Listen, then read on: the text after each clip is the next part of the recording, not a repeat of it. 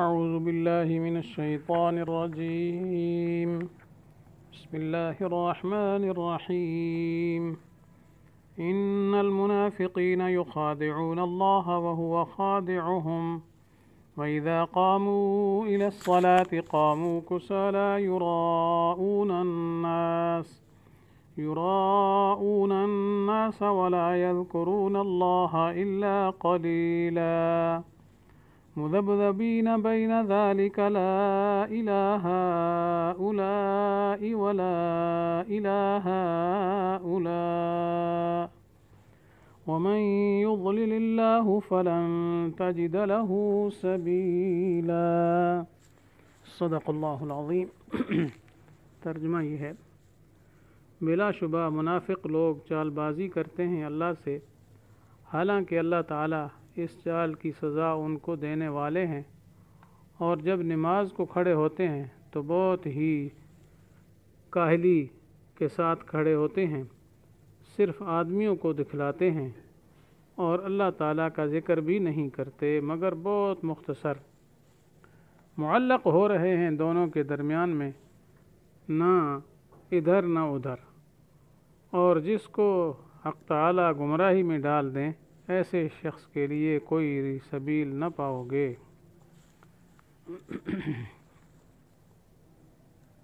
تو چونکہ منافقین کے متعلق آیات چل رہی ہیں، ان کی خباثتوں کا بیان پیچھے بھی گزرا ہے، تو ان کے متعلق یہاں اس آیت میں یہ بتلایا گیا کہ ان المنافقین یخادعون اللہ، کہ یہ منافق لوگ دعویٰ ایمان اور ظاہری اطاعت سے دھوکہ اور فریب دیتے ہیں۔ تو اللہ کو دھوکہ تو دے نہیں سکتے، مقصد یہ ہے کہ ایسا معاملہ کرتے ہیں جیسے دھوکے والا ہوتا ہے، اس لیے کہ دعویٰ ایمان اور نماز وغیرہ ارکان اسلام سے ان کا مقصود لوگوں کو دکھلانا اور دنیاوی فوائد حاصل کرنا ہے، اللہ تعالیٰ کی رضامندی ان کو مقصود ہی نہیں ہے۔ لیکن ان بے عقلوں کو یہ معلوم نہیں کہ ان کے ساتھ بھی وہی معاملہ ہو رہا ہے، وَهُوَ خَادِعُهُمْ، جیسے پہلے پارے میں آیا تھا يُخَادِعُونَ اللَّهَ وَالَّذِينَ آمَنُوا وَمَا يَخْدَعُونَ إِلَّا أَنفُسَهُمْ، یہ پیچھے گزر چکا ہے۔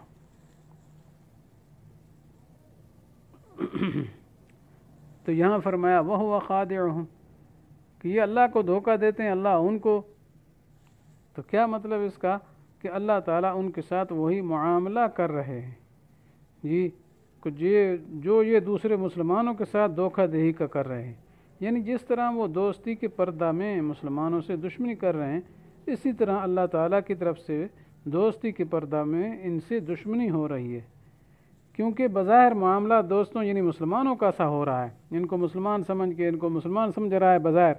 مگر مقدر یہ ہے کہ جب ان کا پیمانہ لبریز ہو جائے اور اپنی شرارتیں دل کھول کر لیں تو پھر اکٹھی پکڑ ہو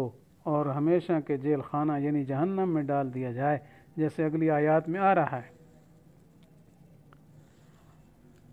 آگے منافقین کی نماز کا قرآن پاک نے تذکرہ کر دیا کہ وَإِذَا قَامُوا إِلَى الصَّلَاةِ قَامُوا كُسَالَىٰ يُرَاءُونَ النَّاسَ وَلَا يَذْكُرُونَ اللَّهَ إِلَّا قَلِيلًا۔ تو چونکہ منافقین بظاہر تو مسلمان بنے ہوئے تھے، اس لیے مسلمانوں کو اپنا اسلام ظاہر کرنے کے لیے نماز، روزہ، اسلام کے ظاہری ارکان بھی بجا لاتے تھے، مگر ان کی نماز کی حالت بتلائی جاتی ہے کہ جب یہ منافق نماز کے لیے کھڑے ہوتے ہیں تو انتہائی سستی اور بے دلی کے ساتھ کھڑے ہوتے ہیں۔ قاموا کسالہ، کسالہ کہتے ہیں کاہلی، کسلان کی جمع، کیونکہ ان کا مقصود نماز تو ہے نہیں، نہ آخرت کا ثواب ان کا مطلب ہے، نہ اللہ کی رضا ان کا مقصود ہے، ان کی غرض تو صرف یہ ہوتی ہے کہ مسلمان ہم کو نمازی سمجھیں۔ تو حضرت قتادہ فرماتے ہیں کہ اگر منافقین کو لوگوں کا ڈر نہ ہوتا تو کبھی کوئی نماز ہی نہ پڑھتے، کیونکہ وہ تو دکھانے کے لیے آتے ہیں کہ ہمیں مسلمان سمجھتے رہیں،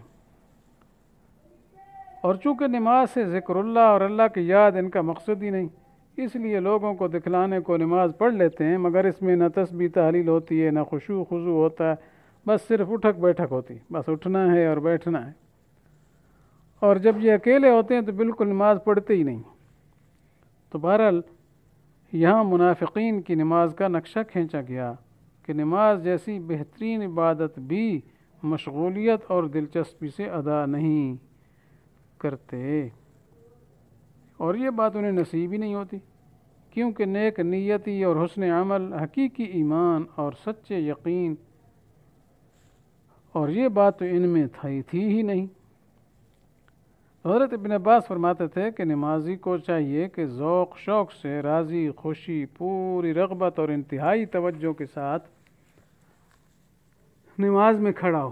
اور یقین جانے کہ اس کی آواز پر اللہ تعالیٰ کے کان لگے ہیں،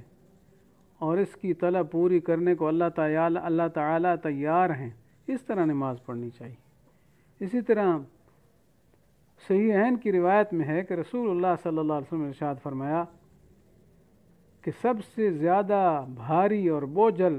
منافقین پر عشاء اور فجر کی نماز ہے۔ اگر یہ ان نمازوں کے فضائل کے دل سے قائل ہوتے تو اگرچہ گھٹنوں کے بل چل کر آنا پڑتا تو ضرور آتے۔ پھر فرمایا کہ میں تو ارادہ کر رہا ہوں کہ تکبیر کہلوا کر کسی کو اپنی امامت کی جگہ کھڑا کر کے نماز شروع کرا کر کچھ لوگوں سے لکڑیاں اٹھوا کر ان کے گھروں میں جاؤں جو جماعت میں شامل نہیں ہوتے، اور لکڑیاں ان کے گھروں کے ارد گرد لگا کر حکم دوں کہ آگ لگا دو اور ان کے گھروں کو جلا دو۔ اور ایک روایت میں ہے کہ اگر بال بچوں اور عورتوں کا جو گھروں میں رہتی ہیں مجھے خیال نہ ہوتا تو قطعاً میں ان کے گھر جلا دیتا۔ تو بہرحال اس میں ان مسلمانوں کے لیے بھی سخت تنبیہ اور وعید ہے،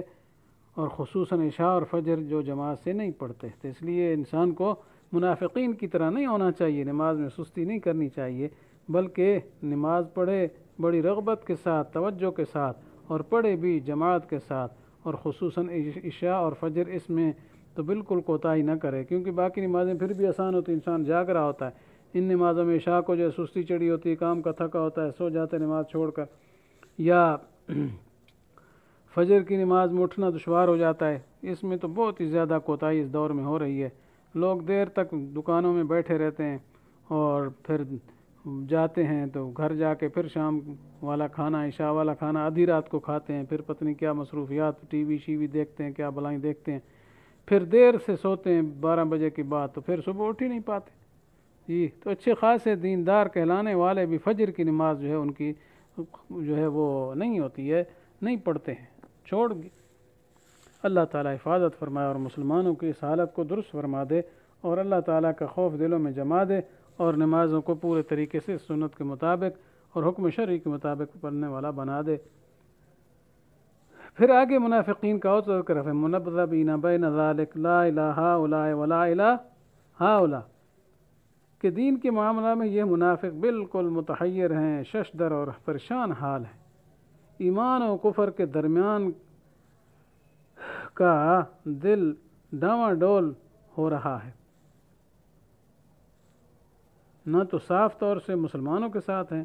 نہ بالکل کفار کے ساتھ ہیں۔ کبھی نور اسلام چمک اٹھا تو اسلام کی صداقت جو ہے تصدیق کرنے لگے،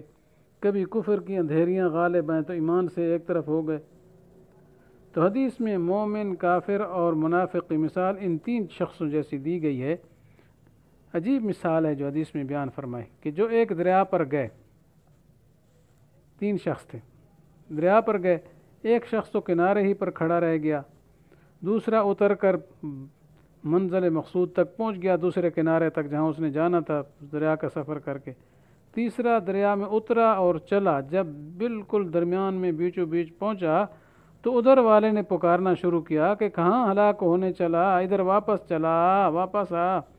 اور دوسرے اس سائیڈ والے نے آواز دی کہ آ جاؤ نجات کے ساتھ منزل مقصود پر، میری طرف پہنچ جاؤ۔ تو آدھا راستہ تو طے کر چکا، اب وہ بیچارہ حیران ہو کر کبھی ادھر دیکھتا ہے، کبھی ادھر نظر ڈالتا ہے، مذبذب ہے کہ کدھر جاؤں اور کدھر نہ جاؤں۔ تو اسی میں ایک زبردست موج آئی اور بہا کر لے چلی اور غوطے کھا کھا کے مر گیا۔ تو پس پار ہونے والا تو وہ مسلمان ہے، اور کنارے پر کھڑا رہ جانے والا جو آگے داخل ہی نہیں ہوا وہ کافر ہے، اور بیچ میں ڈوب کر مرنے والا وہ منافق ہے۔ تو یہ معنی ہے مذبذبین بین ذالک لا الہ ہؤلاء ولا الہ ہؤلاء۔ آگے فرمایا ومن یضلل اللہ فلن تجد لہ سبیلا۔ تو فرمایا کہ یہ چونکہ برے لوگ ہیں، تو جو اللہ تعالیٰ جن کو ان کی کرتوتوں کی وجہ سے راہ سے ہٹا دے، پھر وہ راہ حق کو پانے والے نہیں ہیں۔ تو اس لیے آیت کے اخیر میں منافقین کے بارے میں یہ بتلایا گیا ہے کہ ان منافقوں کو ان کی بدترین بدعملی کے باعث راہ راست سے دھکیل دیا گیا ہے، اب نہ انہیں کوئی راہ راست پر لا سکے نہ چھٹکارا دلا سکے۔ تو اللہ تعالیٰ جس کو گمراہی میں چھوڑ دے تو اس کو پھر راستہ دکھانے والا کون ہو سکتا ہے؟ تو بہرحال موٹی بات یہ ہے کہ ان دونوں آیات میں منافقین کی 4 ظاہری علامات اور خصلتیں بیان کی گئی ہیں، جن کا ذکر نمبر وار یوں ہے۔ نمبر 1، منافق اظہار ایمان میں چال بازی کرتے ہیں، وہ اپنے اس خیال میں اللہ کو دھوکہ دیتے ہیں حالانکہ وہ خود دھوکہ میں مبتلا ہے۔ دوسرا نمبر، نماز پڑھتے ہیں مگر انتہائی مرے دل سے سستی کے ساتھ۔ نمبر 3، ان کی نماز میں کوئی خلوص نہیں ہوتا، محض دکھلاوا اور ریا ہوتا ہے، نماز میں یا ویسے بھی اللہ کو بہت کم یاد کرتے ہیں۔ نمبر 4، ایمان اور کفر کے درمیان لٹکے رہتے ہیں، نہ دل سے ایمان قبول کر کے مسلمانوں میں شامل ہوتے ہیں، نہ کھل کر کفر کا ساتھ دے سکتے ہیں۔ تو علماء کرام نے لکھا ہے کہ نفاق کسی شخص یا قوم کے ساتھ مخصوص نہیں، بلکہ جس کے ایمان میں تردد اور تذبذب ہو اور ظاہر باطن کے خلاف ہو، عقائد شرعی پر اس کو پورا اعتماد نہ ہو، صرف مسلمانوں کی فہرست میں نام لکھوانے کے لیے مسلمان ہو، تو بس ایسا شخص ہی منافق ہے۔ یہ معنی نہیں کہ بس صرف اسی زمانے میں منافق ہوتے ہیں۔ تو اللہ تعالیٰ سے دعا ہے کہ ہم سب کو منافقانہ عادتوں سے اور خصلتوں سے محفوظ و مامون فرمائیں، اور ہم کو ایمان صادق اور اسلام کامل نصیب فرمائیں اور اللہ تعالیٰ اس پر ہمیشہ کے لیے موت تک ہمیں ثابت قدم رکھیں۔ آمین۔ وآخر دعوانا ان الحمد للہ رب العالمین۔